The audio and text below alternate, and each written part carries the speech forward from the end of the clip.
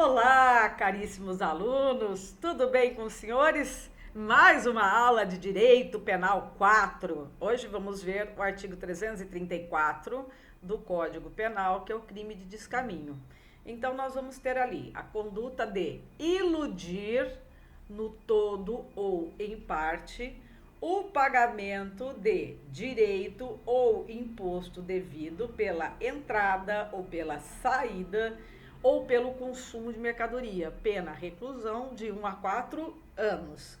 No parágrafo 1º, nós temos as formas equiparadas ao descaminho. Então vamos lá. 1. Parágrafo 1º, incorre na mesma pena quem? 1. Pratica navegação de cabotagem fora dos casos permitidos em lei. 2. Pratica fato assimilado em lei especial a descaminho. 3. Vende, expõe à venda, mantém em depósito ou, de qualquer forma, utiliza em proveito próprio ou alheio, no exercício de atividade comercial ou industrial, olha aí, crime próprio. Vamos voltar para o tipo penal. Mercadoria de procedência estrangeira que introduziu clandestinamente no país, ou que importou fraudulentamente, ou que sabe ser produto de introdução clandestina no território nacional, ou de importação fraudulenta por parte de outrem. Inciso 4. Adquire e recebe oculta, em proveito próprio ou alheio, no exercício de atividade comercial ou industrial, mercadoria de procedência estrangeira desacompanhada de documentação legal ou acompanhada de documentação, que sabe ser falsa, E continuamos aqui no parágrafo 2º, nós temos a forma equiparada à atividade comercial. Vamos lá? Equipara-se as atividades comerciais, para efeitos deste artigo, qualquer forma de comércio irregular ou clandestino de mercadorias estrangeiras, inclusive aquele que for exercido em residências. Parágrafo 3º, é uma causa de aumento de pena.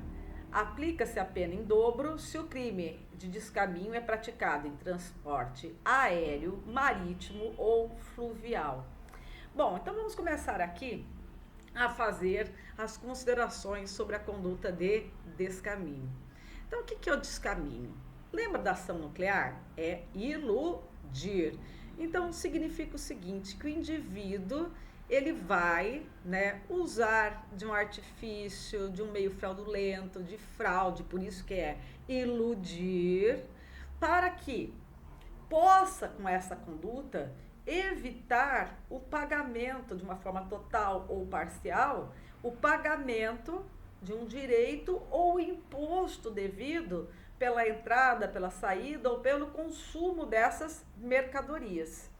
Aqui no artigo 334, entrar ou sair com essas mercadorias do território nacional é uma conduta lícita. O que é ilícito é fazê-lo sem o pagamento de impostos, de direitos que são inerentes a esta entrada ou a esta saída de mercadorias. Então, tutela-se a administração pública, mais especificamente o erário público, porque quando o indivíduo ilude um pagamento, ele pratica um ato fraudulento, o que ele quer no artigo 334? Ele quer deixar de pagar imposto ou direito devido. Então, isso acaba trazendo um prejuízo ao erário público, à própria administração pública.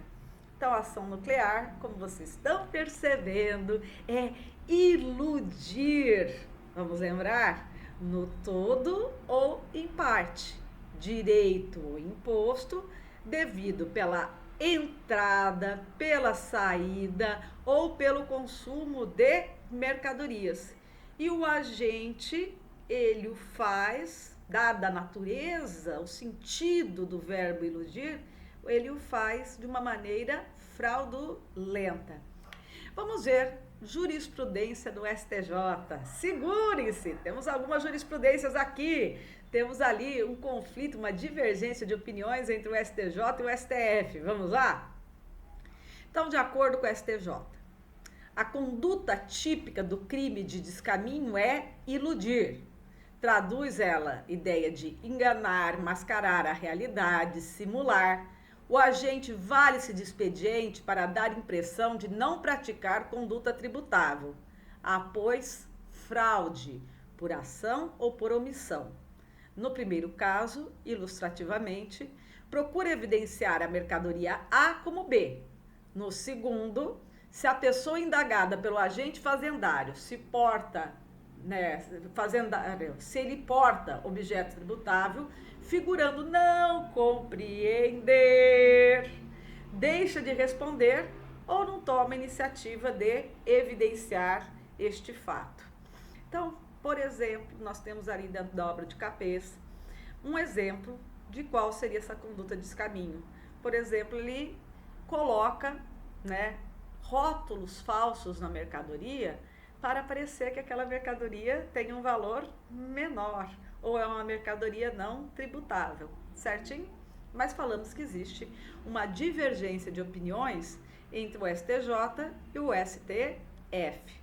O STF fala que não há necessidade de existência de fraude para a configuração do artigo 334. Basta a entrada ou a saída da mercadoria do território estrangeiro, da mercadoria do território nacional, sem que haja pagamento de imposto ou direito devidos, assim como o próprio consumo, conforme está no caput do artigo. Então, perceberam? Existe ali uma profunda diferença de entendimento entre esses dois órgãos superiores. Então, vamos ver aqui uma jurisprudência de Lavra do STF. O tipo subjetivo do descaminho é o dolo genérico, consistente na vontade livre e consciente de iludir, no todo ou em parte, o pagamento de tributo. Nenhuma outra conduta é exigida, bastando ao tipo que não se declare na alfândega a mercadoria excedente à cota. Então, vamos resumir? STJ diz que há uma necessidade de existir o emprego de algum tipo de fraude. O STF, por sua vez, fala, não há necessidade de fraude. Basta que o indivíduo não pague o imposto, não pague o direito que ele deve. Tranquilinho? Então, vamos lá. O que o Capês diz a respeito? O Capês se posiciona pela necessidade da existência de fraude para a configuração do artigo 334, dizendo que iludir é sinônimo de enganar, de frustrar, de burlar, certo? Não é suficiente, portanto, para este doutrinador, a mera omissão do pagamento. O indivíduo deve iludir. Então, aí ele continua exemplificando, ele fala o seguinte: a pessoa foi para o estrangeiro, trouxe presentes para os familiares, trouxe presente para os amigos e trouxe mercadorias para ele. E esse indivíduo, ele passou pela alfândega, pelo posto alfandegário e olha, não pagou nenhum tributo. Foi lá, passou tranquilamente, não foi parado por ninguém, ninguém exigiu nota, comprovante de recibo de compra, nada, absolutamente nada. Então, e aí? Há ilícito, há crime de descaminho neste caso? Senhores, tá? Neste caso, para Fernando Capês, que adota posicionamento do STJ, não houve ilícito penal, ou seja, não houve configuração do artigo 334 do Código Penal, justamente por não existir emprego de fraude. No caso, as autoridades alfandegárias, elas falharam na fiscalização. Então, não houve emprego de um meio, pelo agente, de modo a burlar essa fiscalização. Razão pela qual seria uma conduta atípica, sem tipicidade, certo? Não seria o artigo 334 que nós estamos analisando agora. No caput do artigo, é um crime comum, ou seja, qualquer pessoa pode realizá-lo. Só vai ser crime próprio quando nós tivemos aquelas condutas de exercício realizadas no exercício de atividade comercial ou industrial. Então vamos lá. A gente não pode deixar de lembrar agora o artigo 318 do Código Penal, que é a facilitação ao crime de contrabando ou descaminho. Então vamos pensar? Vamos recordar? Se o funcionário público dolosamente deixa de fiscalizar, né, a entrada, a saída de mercadorias, ele não vai estar praticando aqui o descaminho. Ele vai estar praticando o artigo 318 do Código Penal, que é a facilitação do crime de contrabando ou descaminho. Mas será que alguma vez o funcionário público pode ser partícipe do artigo 334 do Código Penal? Pode. Lembra que a facilitação do contrabando e descaminho exige um descumprimento do dever funcional, uma omissão em relação ao exercício, a correta utilização do dever funcional por parte do funcionário público. Agora, se o funcionário público não tiver esse dever funcional e de alguma forma, né, auxiliar na prática dessa conduta prevista no artigo 334, ele vai ser partícipe do crime de descaminho. Então percebam, senhores, que nós temos aqui uma exceção, né, pluralística à teoria monista, abarcada pelo artigo 29 do Código Penal. Sujeito passivo é o Estado, né? Nós vimos que é uma conduta que lesa o erário público, então o sujeito passivo é o Estado. E ela só pode ser praticada a título de dolo, é um tipo penal doloso. Consumação, com a liberação das mercadorias sem o pagamento do tributo devido, ou melhor dizendo, do imposto do direito relativos a essas mercadorias. Existe possibilidade de tentativa? Sim, o conatus aqui é perfeitamente admissível. Então, imagine o seguinte, que o indivíduo empregou lá a fraude para trazer essas mercadorias para o Brasil, só que na hora de passar pela fiscalização alfandegária, o que aconteceu? Foi pego. E ele não conseguiu sair do Brasil com essas mercadorias ou entrar em território nacional com essas mercadorias. Não conseguiu por circunstâncias alheias à sua vontade. O agente fiscalizador apanhou o indivíduo com a boca na botija. O que é isso? Tentativa, certo? Crime não se consumou por circunstâncias alheias à vontade do agente. Nós temos a forma simples, previstas no caput do artigo, mas nós temos as formas equiparadas, presentes no parágrafo 1º. O primeiro inciso, o inciso 1 do parágrafo 1º, fala que praticar navegação de cabotagem fora dos casos previstos em lei é uma conduta equiparada a descaminho. O que é navegação de cabotagem? É aquela navegação realizada ao longo da costa brasileira, entre os diversos portos nacionais. Normalmente, apenas as embarcações nacionais o podem fazer, essa navegação de cabotagem. Mas a lei pode prever exceções para embarcações estrangeiras. Então, é a isto que o inciso 1 se refere. É uma norma penal em branco. Por quê? Porque nós vamos ter que nos reportar à lei específica para verificação do que é permitido fazer e do que não é permitido fazer. No inciso 2 do parágrafo 1º, nós temos: pratica fato assimilado em lei especial a descaminho. Novamente, o legislador utilizou-se da técnica da norma penal em branco, deixando para a legislação especial especificar, né, quais são as condutas que se assemelham a descaminho. Aí temos também o inciso 3. Eu deixei o inciso 3 aqui, repliquei o inciso 3 no material dos senhores, mas os senhores, enquanto eu vou falando aqui para os senhores já percebam que este inciso 3 é dividido em duas partes. Então vamos lá para a primeira parte. Vamos lá, atento na leitura.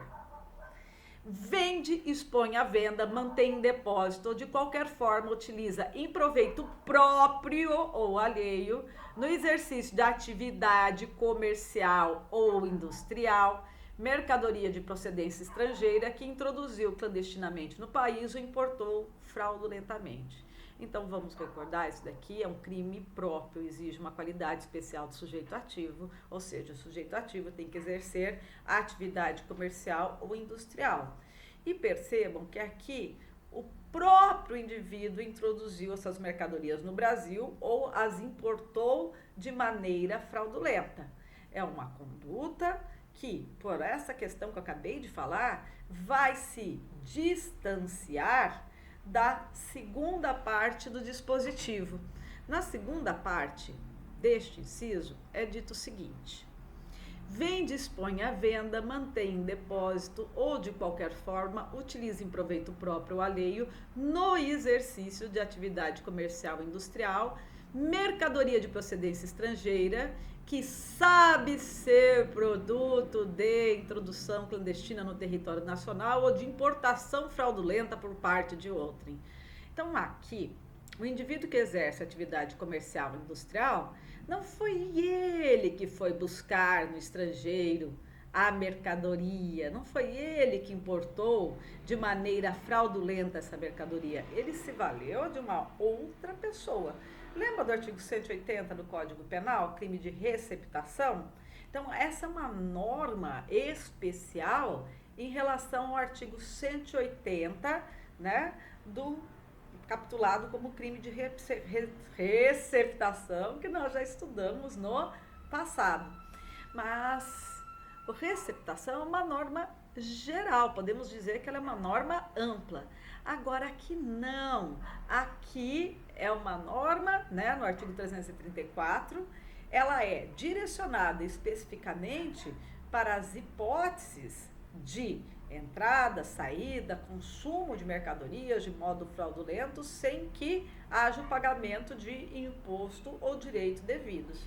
Então, quando ocorrer essa situação, vamos esquecer, vamos deixar para lá o artigo 180, parágrafo 1º do Código Penal e vamos nos ater aqui ao artigo 334, parágrafo 1º, a linha C do Código Penal.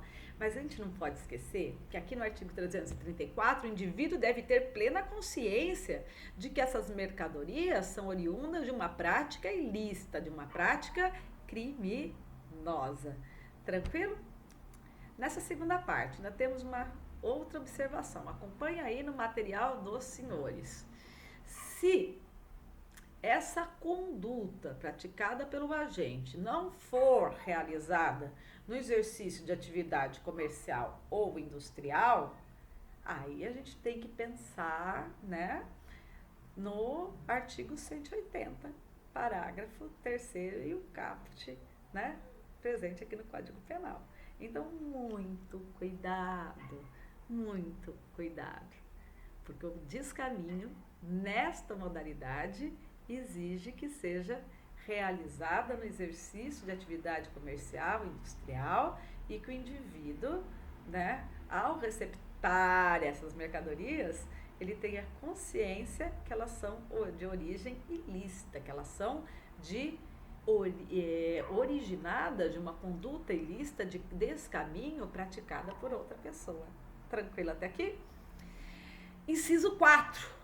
Adquire, recebe ou oculta em proveito próprio ou alheio no exercício de atividade comercial ou industrial. Olha, crime próprio de novo. Mercadoria de procedência estrangeira, desacompanhada de documentação legal ou acompanhada de documentos que sabem serem falsos.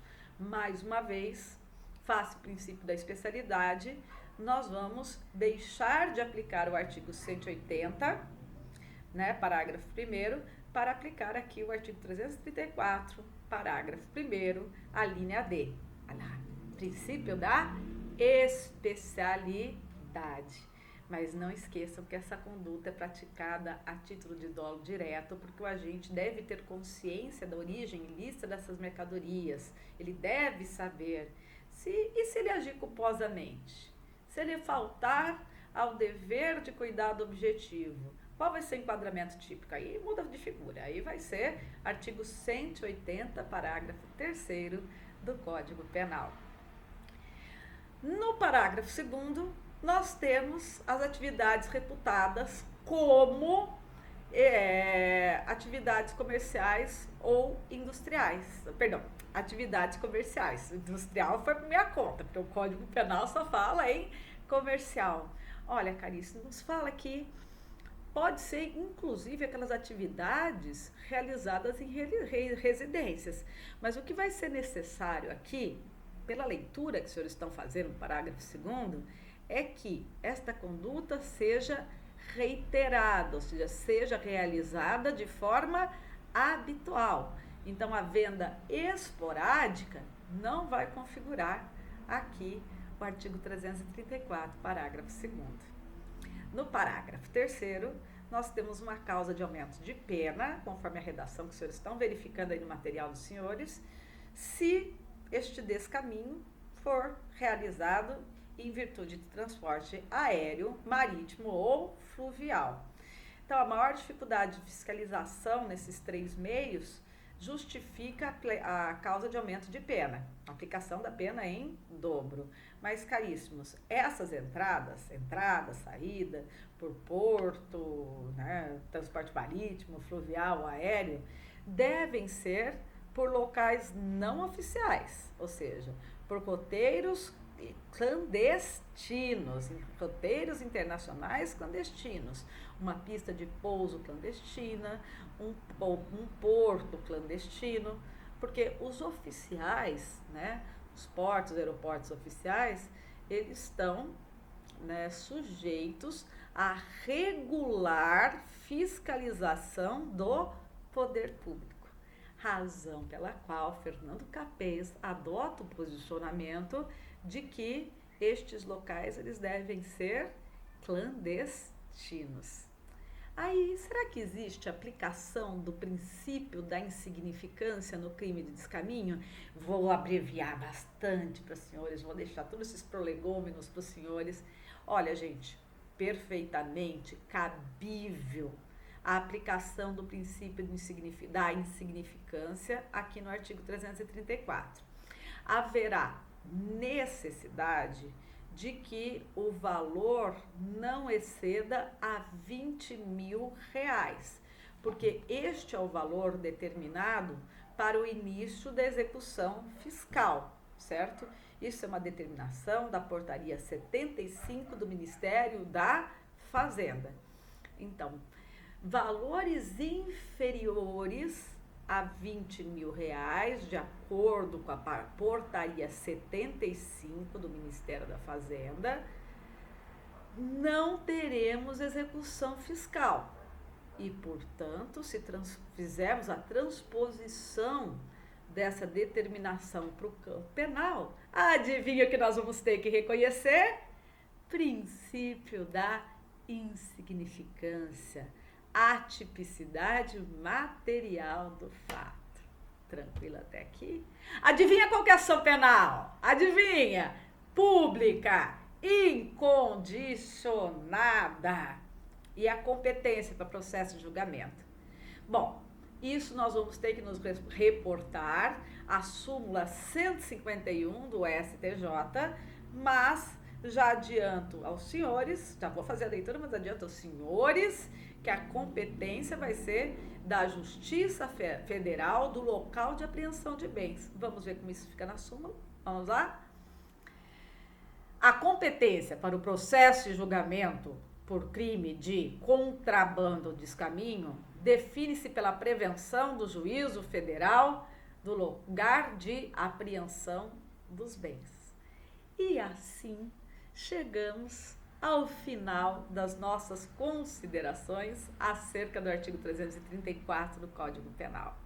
Então, desejo a todos que tenham bons estudos Estudem com afinco, estudem com amor, que isso é para a vida dos senhores. Cuidem-se, cuidem-se, cuidem-se. Um grande abraço, fiquem com Deus.